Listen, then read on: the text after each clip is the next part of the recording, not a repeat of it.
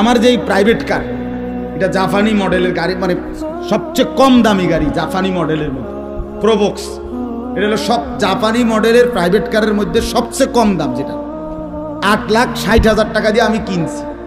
তো আমি পরে খবর নিলাম, এটা হইলো ওই দেশে তারা তাদের বাজার খরচা টরচা মাল টাল, হ্যাঁ, এবং ছাগল টাগল লইয়া এটার ভিত্তি করে মাল নেয়। এইটা হইলো আমি চলি বেল আসেনি কোনো কথা বলেন না কেন? মানে যেটি দিয়ে হারা কি করে আপনার এই ফাঙ্গাস তেলাপিয়া দৈন্যতা কাঁচামরিচ নেয় ভাই। তাইলে দুনিয়া নিয়ে অহংকার করার কোনো লাভ নেই, কোনো লাভ নেই। আরো কামাই করলেও দুশ্মনের বেঈমানের দুনিয়ার মাল আর সম্পদের মতো মুসলমান ধারে যাইতে পারবে না।